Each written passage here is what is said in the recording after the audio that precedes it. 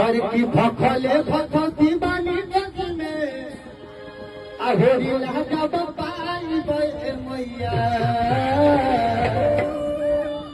और की भौजी के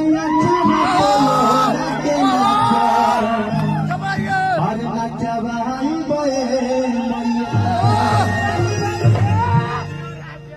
इके गाना सुनने वाला एक बार हाथ उठा के हाय हाय हाय हाँ और गाय गाँव हुआ और की भखले भखती बानी नदी में अहोरी राजा बपाई बे मैया और की भौजी के नचना पोलो नचे नच अरे नचवाई बे मैया